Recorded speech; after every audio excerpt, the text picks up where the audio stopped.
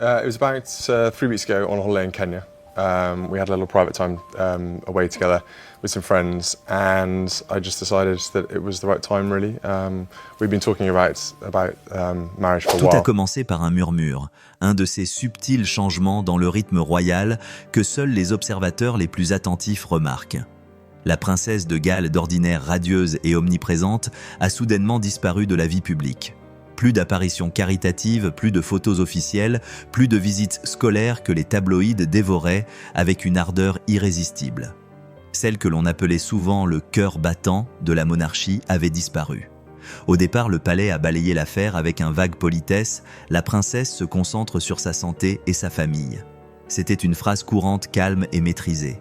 Mais dans le monde numérique d'aujourd'hui, où l'absence engendre l'obsession, ce calme n'a fait qu'attiser la tempête. La dernière grande apparition de Kate eut lieu lors du scintillant gala de charité d'hiver organisé par une fraîche soirée de novembre à Londres. Elle était resplendissante comme toujours posée élégante, sa douce robe crème ondulant comme de la soie sous les lustres.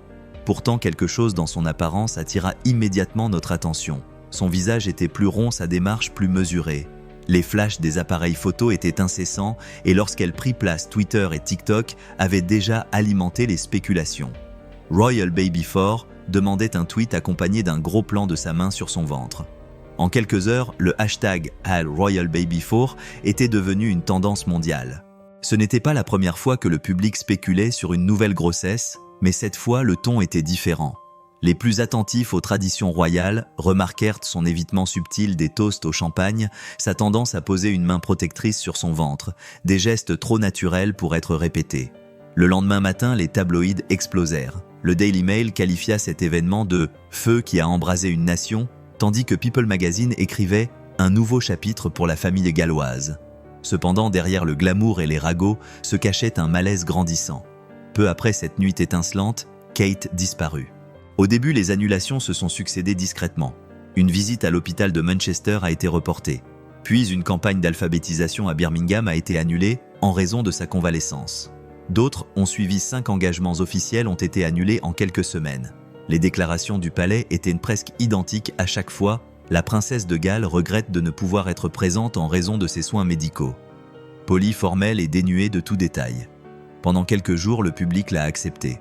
Mais à mesure que janvier laissait place à février, le silence est devenu assourdissant. Les médias britanniques, déjà sous pression après des années de controverses royales, ont anticipé. Le Guardian s'est demandé si la monarchie avait appris quelque chose en matière de transparence à l'ère numérique. Sky News a noté que, à une époque où chaque instant est immortalisé, l'absence est plus criante que jamais.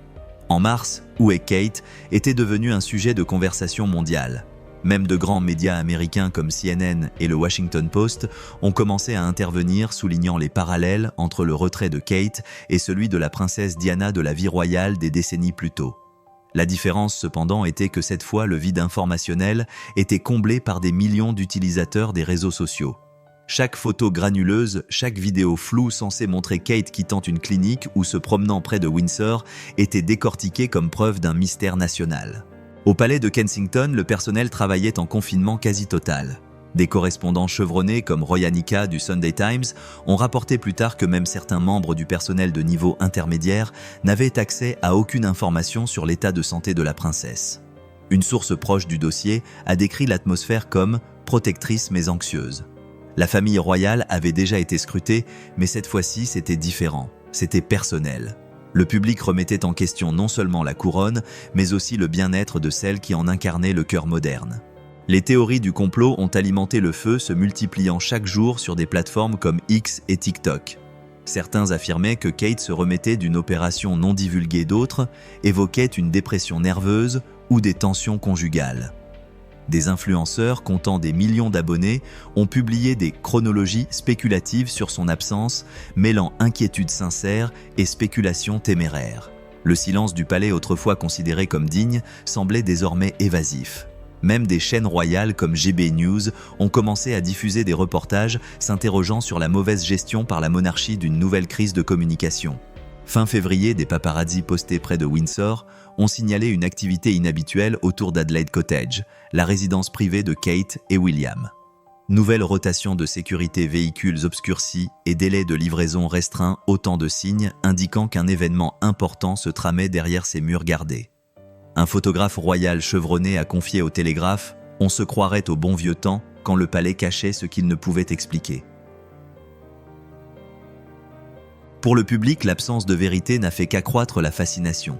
Les forums en ligne consacrés à l'actualité royale se sont transformés en véritables agences de détectives numériques compilant cartes détails de vol et même des extraits d'anciens membres du personnel.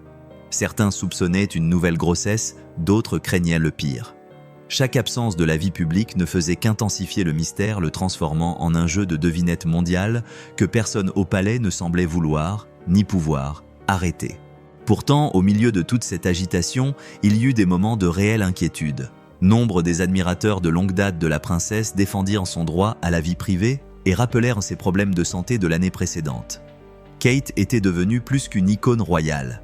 Elle était un symbole de force tranquille de maternité mêlée à son devoir. Et c'est peut-être pourquoi son silence avait tant touché. Elle n'était pas seulement la princesse de Galles, elle était la figure la plus emblématique de la nation, une femme qui avait réhumanisé un rôle séculaire. La perdre de vue revenait étrangement à perdre de vue la stabilité même. En mars, le refus du palais de clarifier son état de santé s'était transformé en une crise de communication.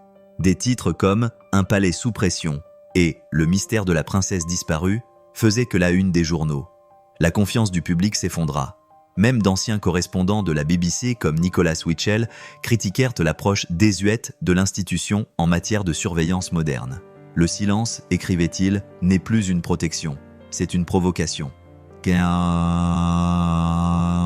Et pourtant, la vérité derrière les murs d'Adelaide Cottage était bien plus délicate et bien plus déchirante que quiconque aurait pu l'imaginer. Derrière les hautes haies et les murs couverts de lierre d'Adelaide Cottage, un monde silencieux s'ouvrait loin du bruit fiévreux du dehors. Dans ces pièces baignées de soleil, la princesse de Galles vivait une existence définie non par le protocole royal, mais par l'incertitude, un espoir fragile et la crainte que le monde apprenne bientôt ce qu'elle-même pouvait à peine exprimer à voix haute. Chaque matin commençait ainsi le silence, puis le doux bruit des infirmières avançant dans le couloir suivi de la voix rassurante du docteur Harris, le médecin traitant dont les visites étaient devenues un rythme secret dans la vie secrète de Kate. Ce que le public ignorait, c'est que les explications soigneusement formulées du palais, poursuite des soins médicaux et besoin de repos, n'étaient pas totalement évasives. Elles représentaient des fragments d'une vérité trop intime pour être partagée. Après des mois de traitement pour ses problèmes de santé antérieurs, Kate découvrait qu'elle était de nouveau enceinte. Pour la plupart des familles, une telle nouvelle est source de joie. Pour elle, elle était à la fois source d'espoir et de crainte. Cette grossesse s'accompagnait de complications si graves que ses médecins recommandaient une intimité totale et un repos absolu. Les risques étaient non seulement physiques, mais aussi émotionnels, surtout compte tenu de l'obsession globale qui enveloppait chaque détail de sa vie.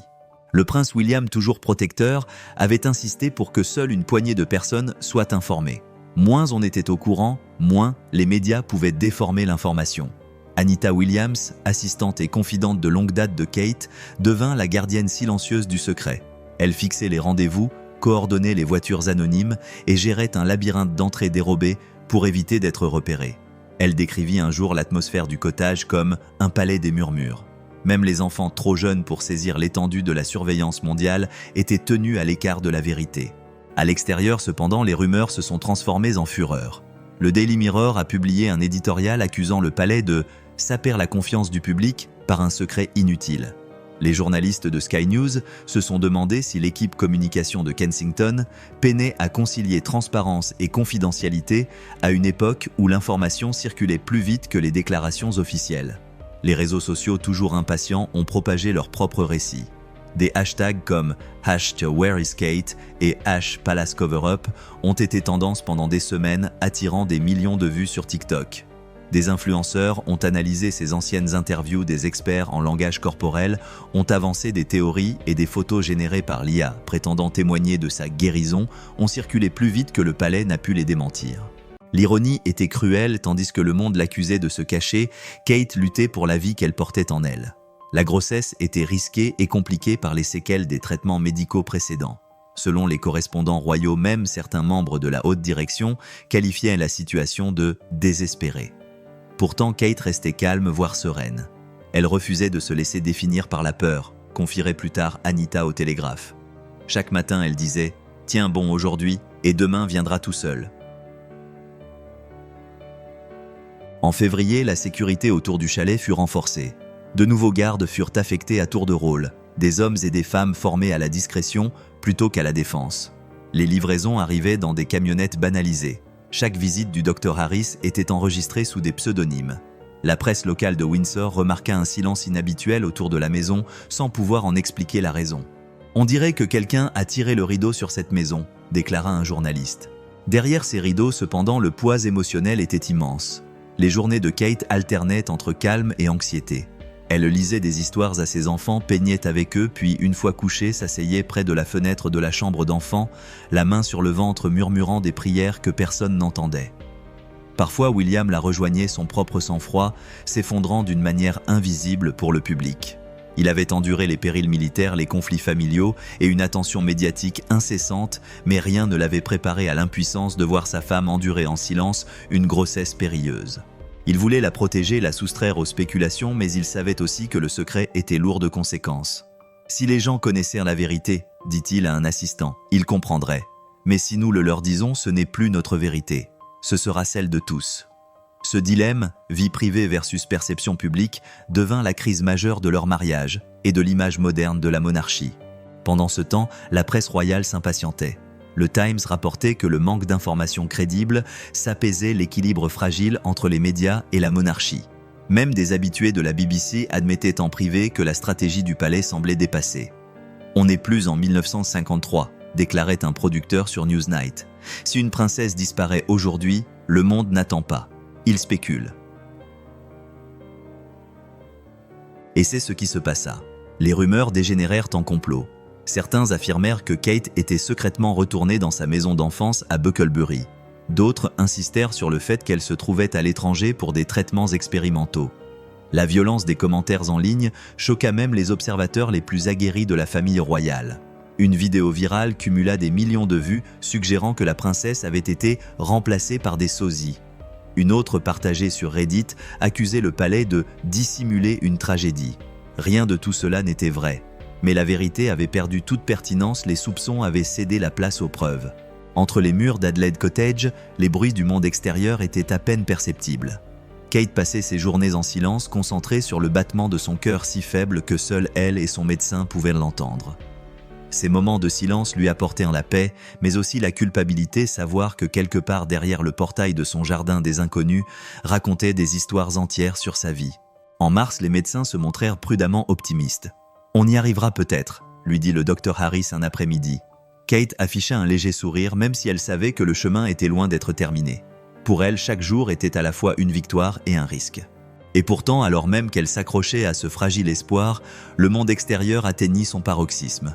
Les chaînes de télévision produisirent des documentaires. Les biographes royaux dépoussiérèrent de vieux scandales. Chaque silence du palais lui semblait une réponse non donnée. Personne n'aurait pu savoir que lorsque la vérité éclaterait enfin, elle ferait non seulement taire les rumeurs, mais briserait également le cœur du monde. Les premiers cris retentirent dans les heures calmes précédant le lever du soleil, doux, fragile, presque trop délicat pour le monde où il pénétrait. Derrière les rideaux d'Adelaide Cottage, l'histoire se réécrivait non par des cérémonies ou des proclamations, mais par les mains tremblantes d'une mère qui avait lutté contre la douleur et la peur pour cet instant impossible.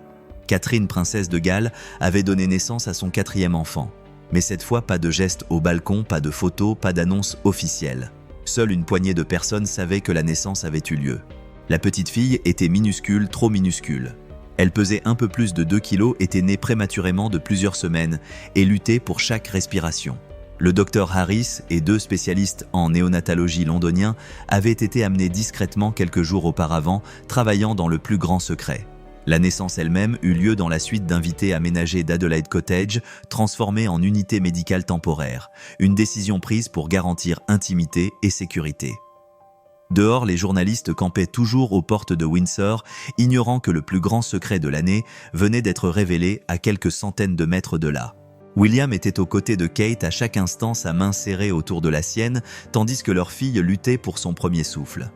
Ils la prénommèrent Grace Elizabeth, un prénom à la fois porteur de gratitude et d'héritage. « C'est notre petite Grace », murmura Kate, les larmes aux yeux. Mais même dans cet instant d'émerveillement, la peur éclipsa sa joie. Grace était vivante certes, mais son cœur était fragile. Les médecins avertirent le couple que l'état de l'enfant était grave, une malformation congénitale rare qui signifiait que son espérance de vie se mesurait en semaines et non en années. Ces mots ont tout changé. Les jours suivants se confondirent en une longue veillée. Les machines ronronnaient doucement près du berceau du bébé. Les infirmières évoluaient telles des fantômes dans la pièce faiblement éclairée, réglant moniteurs et tubes à oxygène. Kate quittait rarement sa fille. William s'efforçait de concilier ses devoirs royaux avec sa paternité, se partageant entre le monde extérieur, où les spéculations allaient de bon train, et ce sanctuaire secret où se jouait la bataille la plus sacrée de sa famille. Pour les rares personnes qui connaissaient la vérité, le secret était douloureux, mais nécessaire. Si le public l'apprend maintenant, déclara William à ses conseillers, elle n'aura plus jamais un instant de répit. Il avait raison. En avril, Internet avait transformé le silence de Kate en spectacle. Des comptes TikTok diffusaient des théories toutes les heures. Des observations générées par l'IA, la montrant se promenant dans le parc de Windsor, étaient reprises par les tabloïds comme preuve de son rétablissement. Les talk-shows de fin de soirée plaisantaient sur sa disparition. Le monde avait fait de la princesse de Galles un mystère sans se rendre compte que la réponse était un chagrin d'amour. À l'intérieur du cottage, l'atmosphère était à la fois sacrée et insupportable. Kate se surprenait à vivre au jour le jour chaque souffle de Grace étant une prière exaucée et renouvelée. « C'est une battante », dit doucement le docteur Harris, même si elle-même ne pouvait dissimuler l'inquiétude dans son regard. L'état cardiaque du bébé était complexe. Pas impossible, mais pour l'instant hors de portée d'une intervention chirurgicale. Kate comprenait le jargon médical, mais au fond d'elle-même, elle n'entendait qu'une seule vérité, l'état de sa fille se détériorait. Anita Williams, qui avait servi Kate fidèlement pendant des années, décrivit plus tard cette période comme « le plus long silence de notre vie ». Elle se souvenait de la force de la princesse, son sourire à ses aînés chaque matin, le calme qu'elle dégageait même lorsque la fatigue lui faisait gonfler les yeux. Elle tenait Grace dans ses bras et fredonnait des berceuses, raconta Anita au Times, comme si elle pouvait lui chanter des berceuses pour qu'elle reste. Alors que le printemps s'épanouissait en Angleterre, l'isolement de Kate s'accentuait.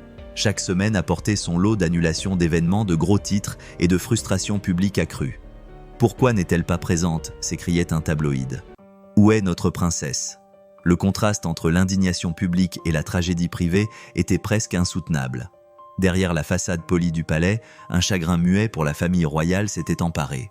Même les hauts fonctionnaires évitaient d'en parler à voix haute, comme si le fait d'en parler risquait de rompre le fragile équilibre qui maintenait tout. Début mai, l'état de Grace s'est aggravé. Son taux d'oxygène a chuté de façon inattendue une nuit, déclenchant une alerte dans toute la nurserie. Le docteur Harris et son équipe ont rapidement œuvré pour la stabiliser, mais le pronostic était clair, le cœur du bébé s'arrêtait plus vite que prévu. « Nous ferons tout notre possible », a dit doucement le médecin, « mais le temps est précieux. » Cette nuit-là, William et Kate prirent une décision que les historiens royaux qualifieraient plus tard de « l'acte le plus humain de l'histoire de la maison de Windsor ». Ils convinrent que la vie de Grace, aussi brève, fût-elle resterait privée jusqu'à la fin. Ni caméra, ni presse, ni interférence, seulement l'amour, la paix et la famille. Ils ne permettraient pas que leur fille fasse la une des journaux. Ainsi, au cours des mois suivants, Adelaide Cottage devint à la fois un refuge et une prison. À l'extérieur, le public exigeait des réponses. À l'intérieur, la famille Wales s'accrochait malgré un compte à rebours inimaginable. George, Charlotte et Louis apprirent discrètement que leur mère s'occupait d'un petit bébé qui avait besoin d'une aide supplémentaire. Ils dessinèrent des cartes et des images pour elle et les collèrent au mur de la chambre arc-en-ciel, cœur bonhomme allumette se tenant la main. Kate les garda tous. Il y avait de rares lueurs d'espoir au milieu de tout ce chagrin. Par une matinée ensoleillée de juin, Grace ouvrit les yeux plus longtemps que d'habitude et fixa le visage de sa mère avec une attention manifeste. « Elle te connaît », murmura William, la voix brisée. Kate sourit à travers ses larmes. « Alors ça suffit », dit-elle. Entre-temps, même certains proches de la famille royale avaient commencé à réclamer une déclaration pour apaiser l'agitation publique. Mais le roi Charles, qui trouvait sa belle-fille très compréhensive, refusa de révéler la vérité. « Le monde peut attendre », déclara-t-il à son équipe. « C'est le combat d'une mère, pas celui d'une monarchie. » Et le silence continua pesant douloureux nécessaire. Chaque jour, Kate et William étaient confrontés à deux mondes, l'un de bruit incessant, l'autre d'un silence déchirant. Et même si personne en dehors de ces murs ne pouvait le voir, la princesse de Galles livrait la bataille la plus dure de sa vie, non pas pour son image ni pour son devoir, mais pour le battement de cœur délicat d'un enfant qui, dans sa courte existence, lui avait déjà appris le sens de la vraie grâce. C'était un mardi après-midi de la mi-juillet, lorsque le monde s'arrêta enfin pour écouter. Depuis des mois, les spéculations allaient de bon train. La presse britannique était perturbée, les talk-shows américains se moquaient du secret royal et des hashtags comme « Ah, where is Kate ?» avaient été visionnés des centaines de millions de fois. Puis vint l'annonce, la princesse de Galles s'adressera à la nation en direct demain soir à 18h. Aucun détail, aucun indice. Juste une heure, une promesse et un silence qui ressembla soudain à l'inspiration avant la tempête. En quelques minutes, toutes les grandes chaînes d'information, de la BBC à CNN en passant par Sky, ont repris leurs programmes habituels. Les commentateurs spéculaient sans fin. Était-elle en train de démissionner de ses fonctions royales? Sa maladie était-elle plus grave que prévu? Son mariage avait-il échoué? Les théories se répandaient plus vite que les faits. Le soir venu, on sentait le monde retenir son souffle. Adelaide Cottage dégageait une atmosphère de désespoir discret. Kate était assise devant son miroir de maquillage, son reflet pâle mais déterminé. Elle n'avait pas bien dormi depuis des jours. Sa coiffeuse lui caressait les cheveux en silence tandis qu'Anita, sa fidèle assistante, réglait l'éclairage pour l'équipe de diffusion, arrivée discrètement plus tôt dans la matinée. « Tu es parfaite », murmura Anita, même si les deux femmes savaient que la perfection était la dernière chose à laquelle on s'attendait à ce moment précis. De l'autre côté de la chambre d'enfant, William faisait les 100 pas. Il avait d'abord résisté à cette décision, craignant que rendre leur tragédie publique ne crée un spectacle. Mais Kate avait persisté. « Ils se sont servis de notre silence comme d'une arme », lui avait-elle dit. « Le seul moyen de faire taire les rumeurs, c'est de dire la vérité. » Finalement, il avait cédé non pas par désir, mais parce qu'il savait qu'elle avait raison. À 6 heures précises, les caméras se sont allumées. Pas de faste palatial, pas de drapeau, ni de dorure. Juste Kate assise dans un simple fauteuil dans une pièce tamisée. Sa voix trembla une seule fois lorsqu'elle commença « Bonsoir. Je sais que beaucoup d'entre vous se demandent où j'étais et pourquoi je suis restée silencieuse si longtemps. Ce soir, je veux vous dire la vérité. » Partout dans le monde, les écrans étaient figés par la tension.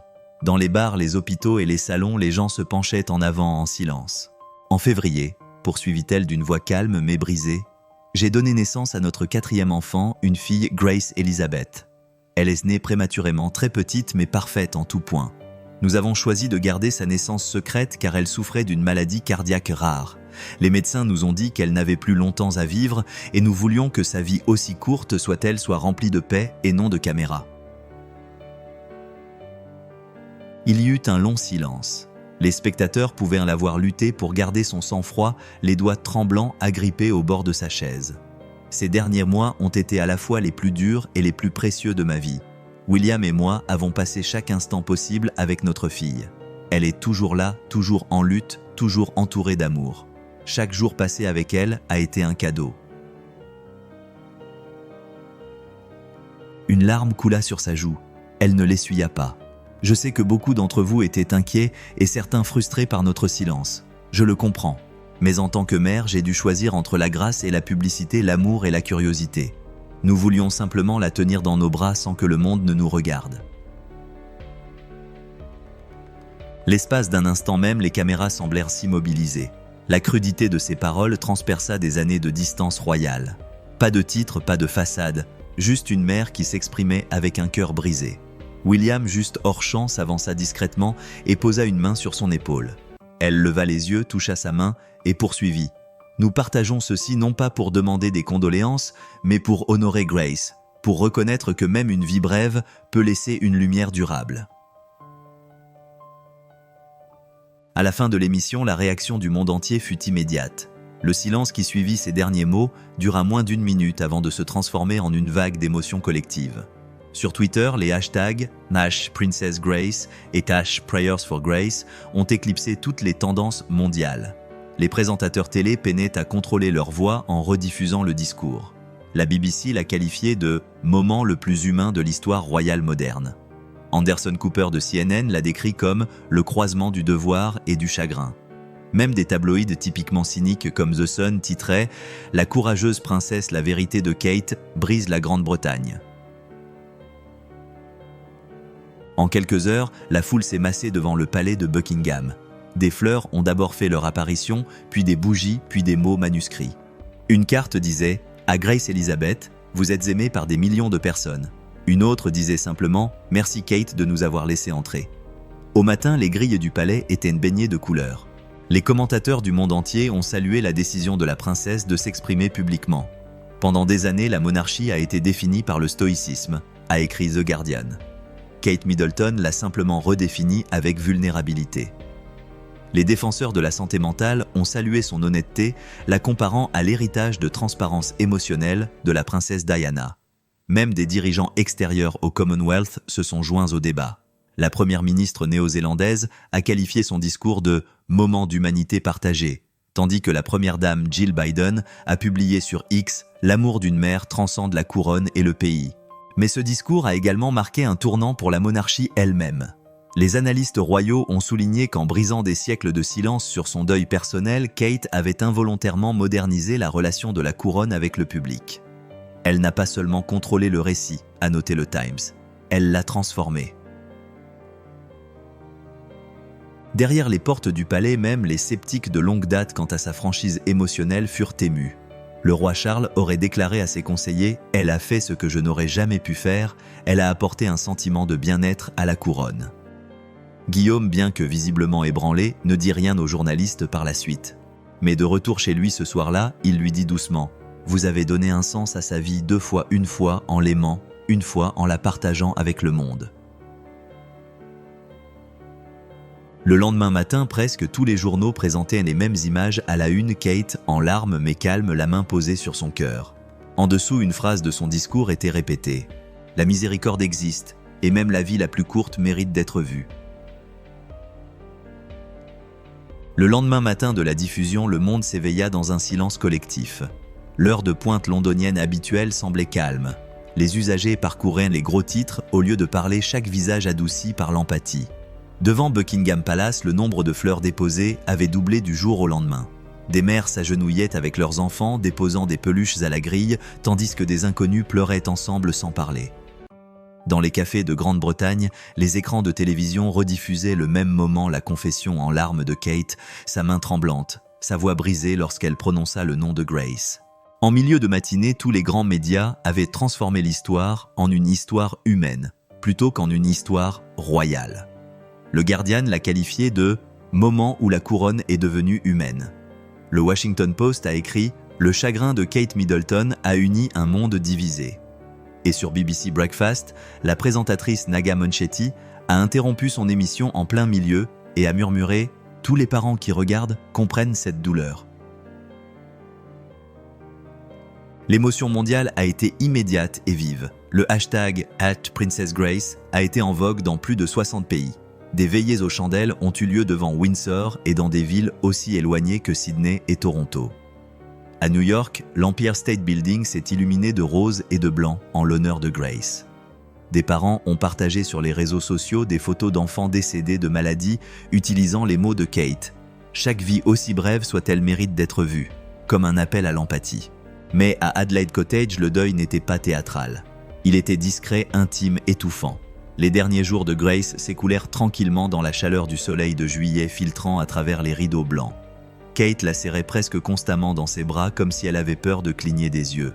William passait des heures par terre dans la chambre d'enfant lisant tranquillement Winnie l'ourson et le jardin secret. Même George et Charlotte venaient s'asseoir à proximité, sentant instinctivement que quelque chose de définitif allait arriver, même si personne n'avait prononcé les mots à voix haute. Quand la fin est arrivée, elle a été paisible. Peut-être trop paisible pour l'ampleur de la perte qu'elle a entraînée. Un samedi matin, tandis que les oiseaux chantaient juste devant la fenêtre. Grace. Elizabeth a rendu son dernier souffle dans les bras de sa mère. Kate n'a pas pleuré au début.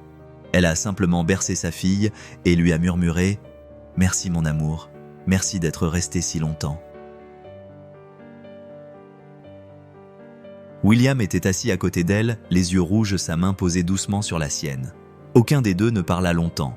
Le temps lui-même semblait suspendu, pris entre amour et absence. L'annonce officielle du palais publiée cet après-midi-là était brève et solennelle. C'est avec une profonde tristesse que leurs Altesses royales, le prince et la princesse de Galles, annoncent le décès de leur fille Grace Elizabeth. Elle s'est éteinte paisiblement ce matin, entourée de l'amour de sa famille. La famille souhaite préserver son intimité en ces moments difficiles. Aucun mot n'a pu adoucir le choc. L'annonce a brisé les cœurs du monde entier. Devant les portes du palais de Buckingham et du château de Windsor, la mer de fleurs s'est transformée en océan.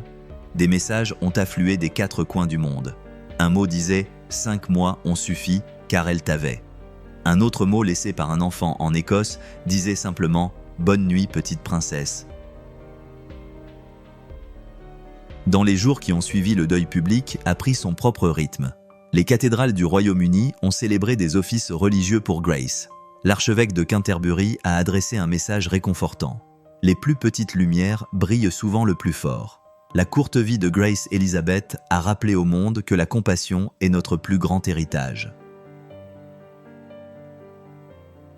Les dirigeants mondiaux ont présenté leurs condoléances, mais c'est le public qui s'est exprimé avec la plus grande force. Des dizaines de milliers de lettres ont afflué au palais de Kensington, provenant de parents d'infirmières et d'inconnus ayant perdu un être cher. Des bénévoles ont été mobilisés pour trier la montagne de courriers, même si Kate elle-même a insisté pour lire le plus possible.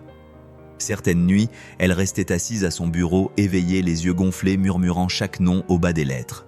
William, quant à lui, affrontait l'insupportable duel entre le deuil et le devoir.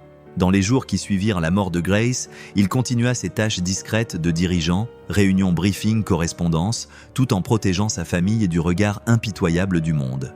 Il déclara à son équipe qu'il ne pouvait se permettre de s'effondrer publiquement, car Kate en a besoin et je dois la soutenir pendant ce temps. Les funérailles furent privées comme le couple l'avait souhaité. Seule la famille proche et quelques amis de confiance étaient présents. La cérémonie eut lieu dans les jardins de Windsor sous un ciel d'été clair. Un petit cercueil blanc était posé au milieu de lys de roses et de marguerites, des fleurs qui, selon Kate, lui rappelaient l'innocence de son enfance. La princesse elle-même prononça quelques mots tremblants. Grace nous a appris que l'amour ne se mesure pas en temps. Sa vie, bien que brève, nous a changés à jamais. Elle nous a fait voir le monde avec plus de tendresse, nous aimer plus profondément et nous a fait croire que même la plus petite âme peut laisser une profonde empreinte. Après la cérémonie, George et Charlotte ont lâché des ballons blancs, un pour chaque mois de la vie de leur sœur. Tandis qu'ils s'élevaient, Charlotte murmura « Elle les surveille maintenant ». Même le personnel royal stoïque ne put retenir ses larmes.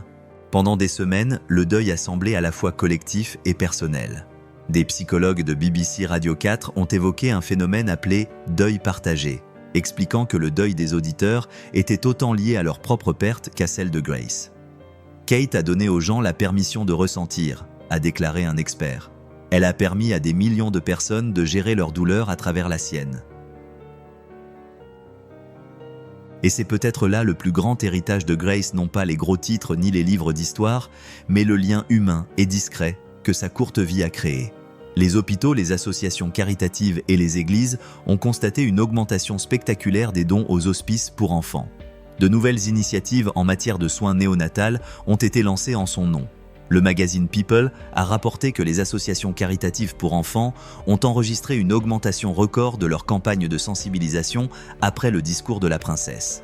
À Adelaide Cottage, Kate et William commencèrent à guérir en silence. Ils passaient de longues soirées à flâner dans les jardins main dans la main, parlant parfois souvent sans rien dire. Sur sa coiffeuse, Kate gardait un petit cadre argenté orné de la dernière photo de Grace, sa petite main posée sur le doigt de sa mère.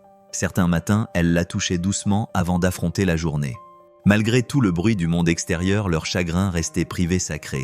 Grace était venue au monde discrètement, avait vécu brièvement et avait laissé un écho qui ne s'estomperait jamais.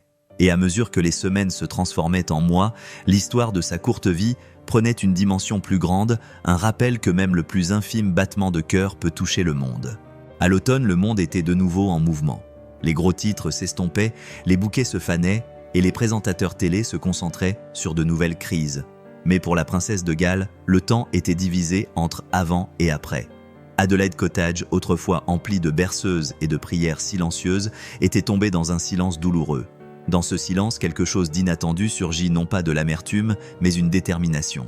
Celle qui n'apparaît que lorsque l'amour est mis à l'épreuve et que la perte a privé la vie de ce qui compte vraiment. Kate avait toujours été admirée pour son sang-froid, mais sa force avait désormais une toute autre consistance. Ce n'était plus l'assurance policée d'une personnalité publique, mais l'endurance silencieuse et brute d'une mère qui avait affronté sa plus grande peur et appris à respirer. Ses proches remarquèrent le changement. Elle se déplaçait plus lentement, parlait plus doucement, mais avec une assurance nouvelle.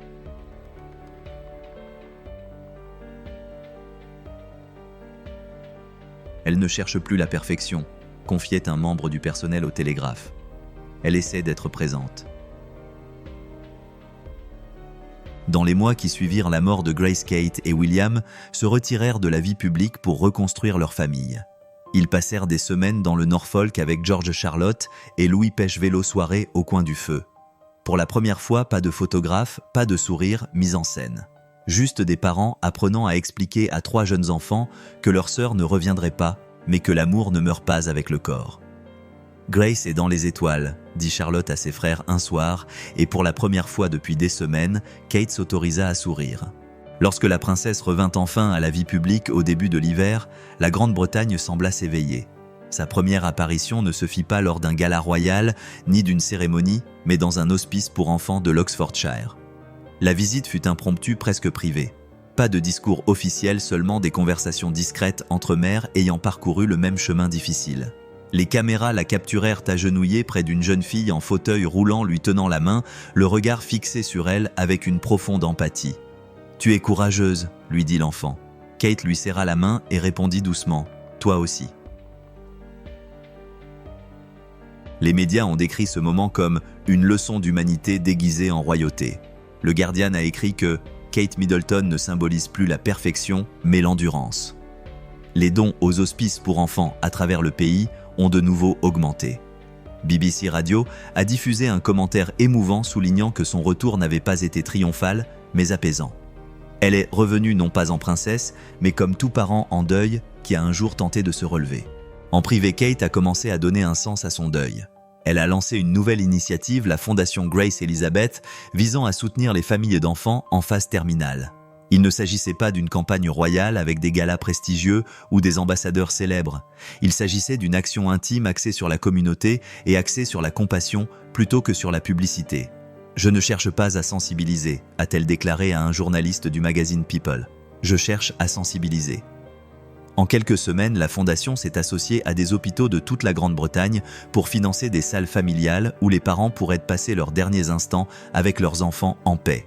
Sa transformation a suscité l'admiration du monde entier. Les médias américains l'ont comparé à l'héritage d'ouverture émotionnelle de la princesse Diana, tandis que les médias européens l'ont qualifiée de « mère qui a humanisé la monarchie ». Même les critiques qui l'avaient autrefois accusée d'une prudence excessive voyaient désormais en elle une femme qui avait su utiliser la tragédie pour briser le mur de verre de son détachement de la couronne. « Elle a donné une âme à la monarchie », écrivait Le Monde. Pour le roi Charles, voir sa belle-fille se reconstruire devint une source de fierté et de réflexion. Lors d'un discours public à l'abbaye de Westminster, il salua subtilement sa résilience sans la nommer. « Dans les moments difficiles, on nous rappelle que la compassion est le joyau le plus durable de la couronne. » L'auditoire comprit de qui il parlait. Pourtant, la douleur derrière son sourire inébranlable n'a jamais complètement disparu. Des amis se sont souvenus des nuits où elle se réfugiait dans l'ancienne chambre d'enfance de Grace, assise seule sous les doux rideaux roses, chuchotant dans le silence. Mais même ces moments, a-t-elle confié plus tard, n'étaient plus empreints de désespoir, mais de gratitude. « J'ai pu être sa mère », a-t-elle confié à un membre du personnel soignant. « C'est plus que je n'aurais jamais cru possible. » William lui aussi avait changé. Ceux qui avaient vu le couple en personne décrivaient un lien plus profond que jamais. Ils avaient survécu à quelque chose qui aurait pu briser d'autres. Ils disaient souvent que Grace leur avait appris à tous deux le véritable sens du service, non pas le devoir public, mais l'amour sans attente. « Nous ne servons pas la couronne », dit-il doucement à un assistant. « Nous servons le peuple. » Grace nous a rappelé pourquoi. Partout dans le monde, la petite fille âgée de seulement 5 mois a continué de toucher des vies. Des hôpitaux ont baptisé leurs unités de néonatologie de son nom. Des artistes ont peint des fresques murales représentant des anges portant des cœurs portant son nom. Des œuvres caritatives inspirées par son histoire se sont répandues dans tout le Commonwealth. Sur les réseaux sociaux, les mots de sa mère « Chaque vie mérite d'être vue » sont devenus un mantra pour les familles endeuillées. Au printemps suivant, le palais publia un portrait officiel de Kate, pris dans les jardins de Windsor. Vêtue d'une robe bleu pâle, le visage baigné de soleil, elle paraissait sereine, non pas insensible au chagrin, mais marquée par lui. La légende en dessous, écrite de sa propre main, disait simplement « La grâce m'a appris que l'amour est plus fort que le temps ». L'image est instantanément devenue virale, non pas par glamour, mais parce qu'elle était réelle. Les réactions du monde entier ont fait écho à ce sentiment, elle avait transformé le chagrin en grâce, redéfinissant le sens du port de la couronne dans le monde moderne. Pour la famille royale, cette tragédie avait accompli un exploit qu'aucun protocole n'aurait pu accomplir. Elle rappelait à la Grande-Bretagne que derrière chaque titre bat un cœur humain. Pour Kate, la leçon était bien plus personnelle. « Je pensais autrefois que la force consistait à cacher la douleur », a-t-elle déclaré dans un discours ultérieur. Mais la force, c'est ce qu'on obtient en exprimant sa douleur tout en choisissant l'amour. Et ainsi, même si les années passent et que le palais reprend ses rituels traditionnels, l'histoire de Grace Elizabeth reste un écho, un petit battement de cœur qui a changé à jamais le rythme d'un